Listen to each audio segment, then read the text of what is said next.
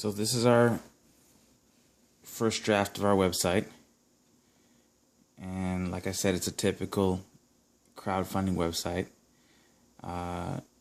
It first deals with, I have a case I want to fund.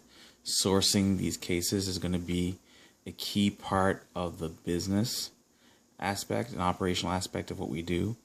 We're going to need to contact some of the new online clearinghouses and clearinghouse platforms and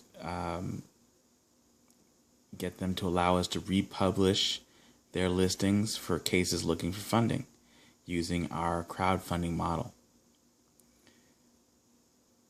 So what's happening now in the litigation funding business is that there are a lot of players and a lot of websites and a lot of brokers, and no one quite understands the status of each player, and you have to submit individually to each one. And very recently, I would say February 2014, you have common clearinghouses where several brokers or several players will use the same file that's put together and posted on the same platform.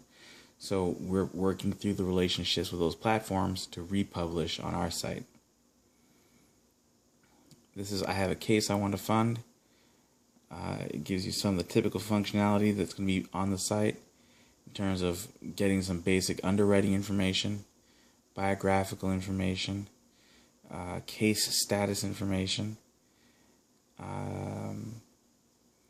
and some of the information about the case, where it's being litigated, the name of the insurer, the status, the venue, the jurisdiction, and you click through to the link and it's a live form. And that form will capture all this information, personal information regarding the person selling the lien. It's either the plaintiff or the plaintiff's attorney, the attorney information, all the underwriting issues that need to be dealt with in a checkbox manner, a checklist manner, and it will all be captured in an Excel sheet at this time.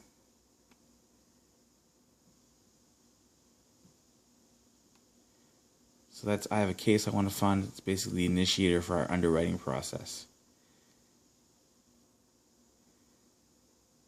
So I have money I want to invest. That's pretty straightforward. It's going to be a compliance piece, basically know your client and money laundering compliance piece with Patriot Act disclosures and the like. But it's fairly standard in the industry. The capture is going to be done in an analog world by written application, but all the information is there to qualify an investor. And with the Jobs Act, the qualification of an investor is certainly, the threshold is certainly becoming more accessible. There's a strong argument to at least say that direct investment in litigation funding itself is not a security and therefore is wholly unregulated. Creating a market and dealing in the underlying contracts as securities themselves will implicate the qualification of investors under the Jobs Act, which the threshold now is about $40,000 in either net income or assets. So we have deposit and withdrawal of funds functionality on the website as well. This piece here is a live market. Once the investors post the case online and once the case has been funded, the investment's broken down into segments of $50 contracts. And if the initial ask is initial bid is $50, there might be a $30 ask. But as the case progresses, as it hits different milestones, as it's successful, as more evidence and depositions get taken, or subsequent rounds of funding are procured, that ask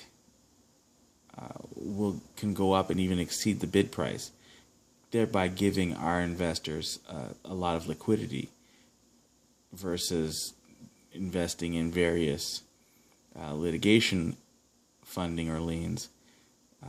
Providing the option of a market or exchange give some liquidity. Here we have the attorney support letter. It's typical in the industry to request an assessment of the case by the counsel of record, and that's what's going on here.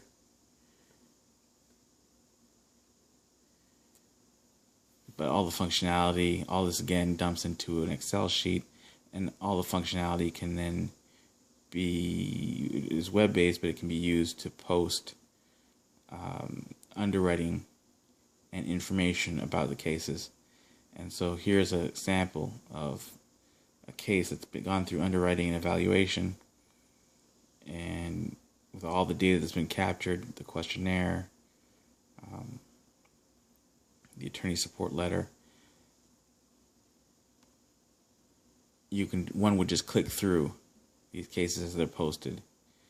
The terms might be, the terms of the investment might also be on that page. Basic term sheet. But here we have a filled out questionnaire from that earlier form that was requesting information. It's got the client demand of $47.9 million, litigation expenses a day $50,000. It's got a checklist or summary of the case number and court, and a checklist of different events and status of the case, as well as the attorney information and the client information up here.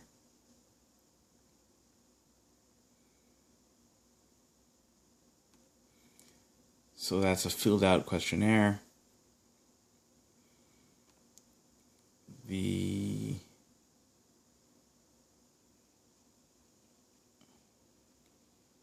deck for the underwriting file should be here.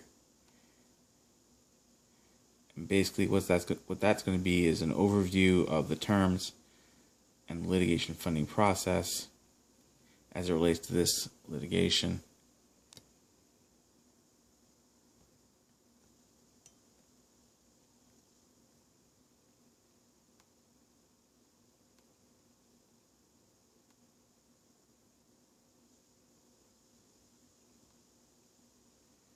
So it's going to start right at the basics. What is litigation funding? And proceed. Again, it's accessible through the cases available for funding tab or underwriting tab. It will explain contingent non-recourse litigation funding. Basically a contract that sells the revenues as an asset of litigation, often in several multipliers, anywhere from 300 to 600% of the initial investment, contingent on successful completion of the case.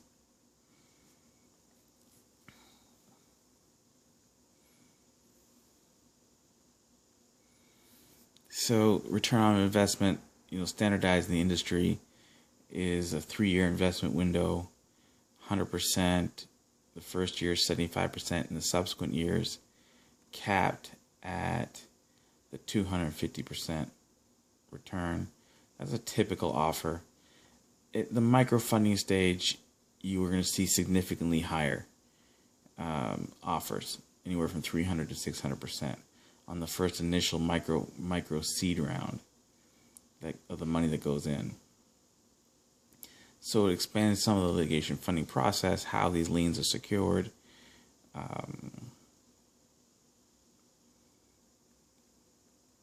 that kind of thing. It tells us a little bit about Lodestar acting as the broker, what the broker fee might be,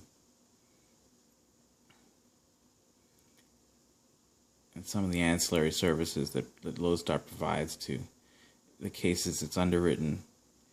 Those are status updates, those are litigation support services, those kinds of things. And it speaks specifically about this case in the underwriting file. And some of the claims: antitrust, abuse of process, tortious interference.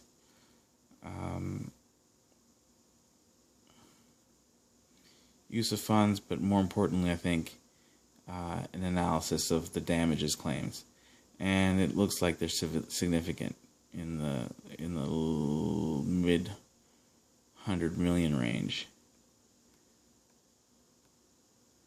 So again, this looks like a plaintiff who's come up against a monopoly, who needs the seed round of funding to finance the litigation, and is facing off against a significant corporate powerhouse. It's sort of a David and Goliath situation. Those types of cases we want, that we're interested in funding. Going back to the website, so we have a case looking for funding, and there's an investor relations tab on the website, and that should get us not only like the typical disclaimers, obviously, but there should be the business plan on here.